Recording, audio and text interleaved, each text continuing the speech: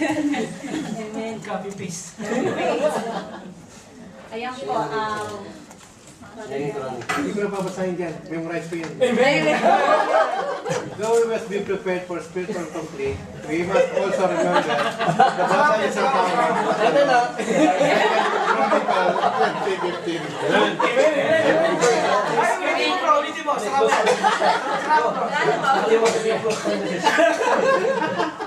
Ito po, sa 2 Chronicles 20:15, ito po yung verse niya.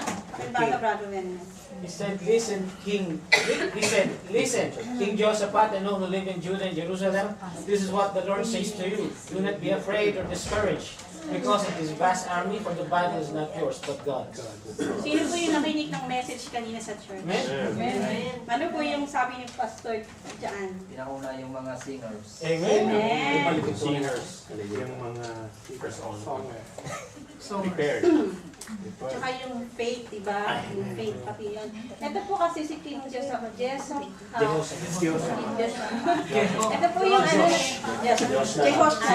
si King Jehos. Ano kasi ito yung natakot na kasi sobrang dami ng mga kalaban nila dyan eh. Pero ang sabi ng Lord sa kanya, huwag kang matakot, akong bahala sa inyo. Kasi ang battle na to, hindi naman sa'yo ako. Akong bahala dyan. Kumbaga, relax. Relax ka lang dyan. Sabi ng Lord, si Lord dyan. Sabi rin sa Romans 8:31. Sino po nakakabisado ng Romans 8:31? Amen. Ay! What then shall we say? If God is for us, who can be against us?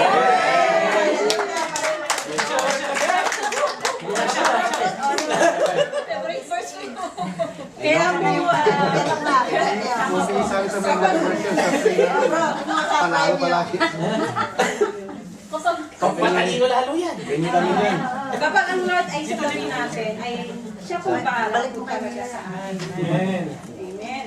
At sabi nga kapag may mga taong nag-aagrabyado sa atin, o may mga taong nasaktan tayo, ipagpasadyos natin. Sumbong natin kay Lord. Huwag po natin sumbong. Hindi yung sumbong. Sumbong, hindi po. Dapat sumbong po natin kay Lord. Kay Lord lang po talaga tayo magtiwala at siya pong bahala. Ano po yung pinaka-sentro ng Bible? John 3:16. Psalms Psalms 118. 118. Ano po yun? Psalms 188. Verse 18. Better to trust God than man. Amen. Kasi mga verses. Ano ba niya? So dapat po talaga na huwag po tayo magtiwala sa tao. Sa Lord po tayo magtiwala, sa Kanya po natin isumbong ang lahat ng mga kanya natin. Amen. Dito lang pipindutin ko. Ito lang. Namamatay kasi ito eh. Libing natin. Hindi ginap. Ang 3 forces wage war against the believer. Ito po yung tatlong pwersa na kinakaharap po ng mga believers. Una po ay the word.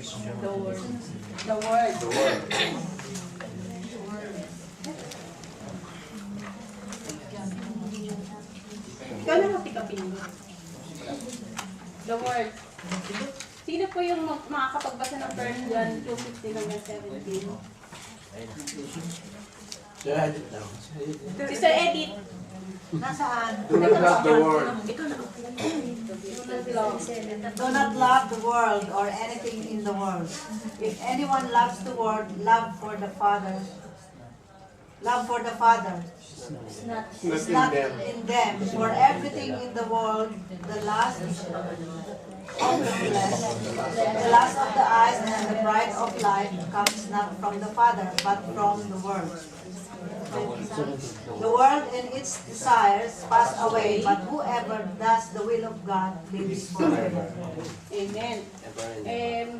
Kanina po nabanggit ni Brother Mark yung Romans 12 verse 2. Do not conform any longer to the pattern of the world. Kasi huwag mo natin mahalin ang mundong ito, ang sanlibutan na to. At yung dapat po natin sa Romans 12 ay transform of your mind. Dapat po natin i-renew yung mind natin. Kasi po, itong sanlibutan na to ay, sabi nga is, pass away. Lilipas po to, lahat po ng bagay lumilipas po. Pero ang Lord, ang mga salita niya, ay mananatili po yan. Kaya napakahalaga po na doon po talaga tayo sa Panginoon. Ito po yung isa sa mga forces na kalaban, yung kakaharapan natin bilang mga believers po. At letter A,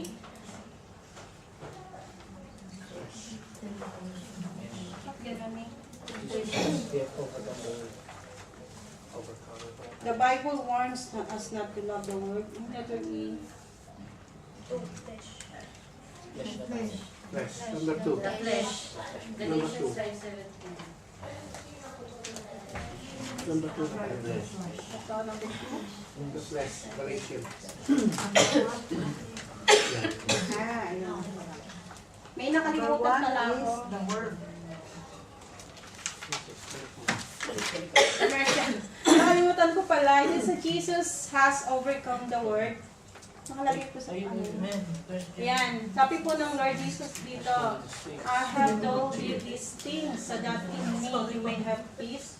In this world you will have trouble, but take heart, I have overcome the world. Amen. Katulad nga po ito, diba yung sa Matthew 4:1 hanggang 11, dito po pinakita ng Lord Jesus kung paano po niya na-overcome ang lahat ng mga temptation dumating sa kanya. 3 beses po siya tinukso dito ng devil. Napakaganda pong basahin kung may time po kayo, basahin po nyo yun, i-meditate nyo po yun. Kasi po ay memorable din po sa akin yung Matthew 4:1 hanggang 11. Kasi ito po yung kauna-unahang scripture na binigay ng Lord sa akin, ang ginamit po nito dati po. Glory to God po. At sabi nga yun, sa flesh na po yung susunod. Ano po yung flesh? Yung laman. Pakibasa po si Brother Joseph. Nababasa mo? Galatians 5:17, NIV version. For the flesh desire what is contrary to the spirit, and the spirit what is contrary to the flesh. They are in conflict with each other, so that you are not do whatever you want. NIV. Amen. Amen. Ano po yung flesh, Brother Bonnie? Flesh. Laman po, ma'am. Laman. Diba, nagkakaroon din po tayo ng pag-word po tayo. Ano po yung hilig ng laman, Mr. Ed? Pagpigay po kayo ng halimbawa. Katulad ng bro. O yung pagkain daw. Amen. Yan. Mga worldly things. Hindi para sa Panginoon. Nakakagaw ng attention yung mga sale na yan sa mall. Yung mga may birthdayhan, imbes na pupunta sa birthday ay sa Bible study, napunta sa birthdayhan. Pagkain eh. Dessert. Ano pa? Ano pa po? morality. Hindi yung Ano na? Last last of Sexual flesh. morality. Amen. Isa yan sa pinakamahigpit na ano ng flesh, diba, ng laban. Lalo na kapag dati kang babaero.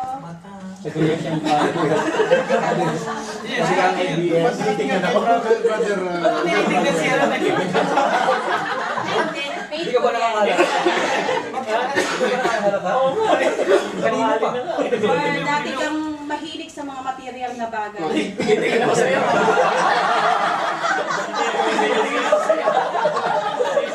Tingin kami sa'yo. Hindi, aminado ako dati.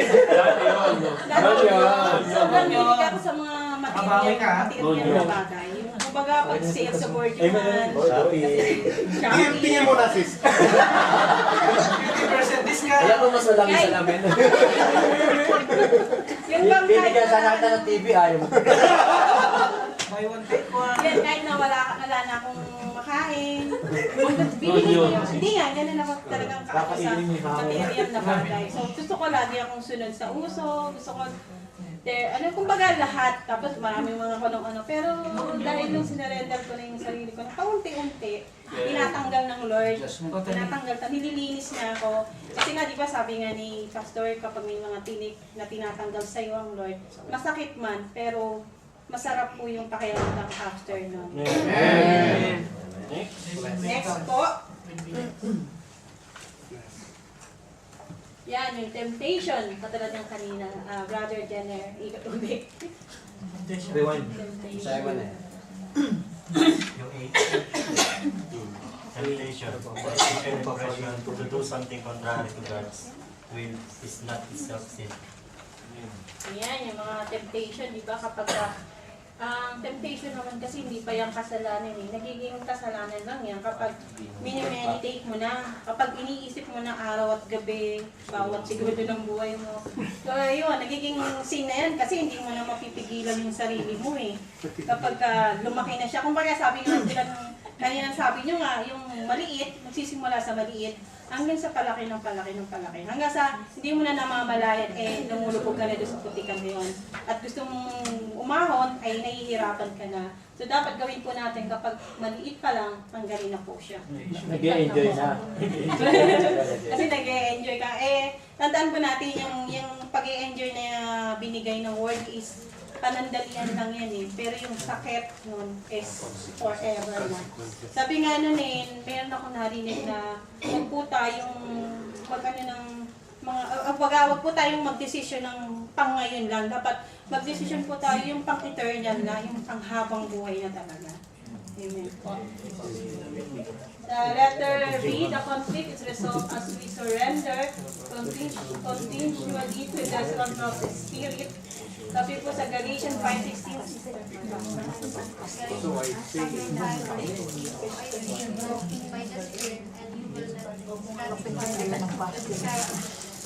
Sabi nga po, ano po yung gagawin natin kapag nag-uwag po tayo sa spirit, hindi po natin maano yung desire ng flesh po natin. Amen. Last 5 minutes. Last 5 minutes? 5 5 minutes na lang ako. Last 5 minutes. Sige, dadalihan ko na lang. Pangatlo po yung the devil. Ano po na, sino po na 1 Peter 5:8? Parang Leon. Parang Leon. Yan. Brother Joss, ano po yung sa Leon? Sabi raw nila Leon na daw is parang enemy. Ano po yun? Ang Ano lion. po yung story nun? Tungkol po sa lion? Story sa Bible. Ano yung kay Damien? Yung lion. 1 Peter 5. Be alert and sober mind your enemy. The devil, okay. Maganda ako about sa lion. Ano yung pwede mo idagdag sa verse na yun? Sige. Ginamit kasing yun yung lion. Sa reality kasi, or kumanood mo kayo ng Discovery Channel. Yung lion kasi kahit gaano ka, halimbawa yung giraffe, napakatangkad niya, di ba? Hindi niya kayang tirahin yung giraffe na umaga kasi yung giraffe is maliwanag yung mata niya. Tinitira niya yung giraffe sa gabi kasi hindi siya nocturnal. Kumbaga ang lion, pero umaga pa lang, binabantayan niya na yun. Matyaga yung lion. Tulad sa yung devils, hindi natin nakikita yung devils, pero kasama na natin sila umaga pa lang. Then kapag nakita nila yung weak point natin, doon tayo tibirahin nila. Tingnan nyo sa Animal Channel, maganda kasing nakikita natin yung reality ng character ng lion. Bakit nga ba kinuha sa lion? Kasi talagang ganun siya, umatake sila kapag sa oras na hindi mo.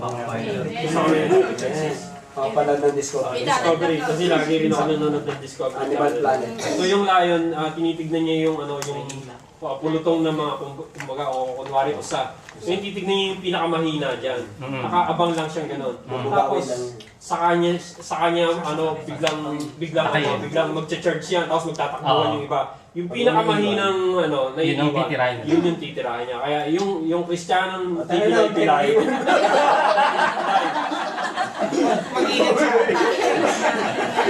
Ang hirap dinayang pag walang word, walang feeding of the word. So, kailangan talaga merong feeding para lumakas yung ano. Amen.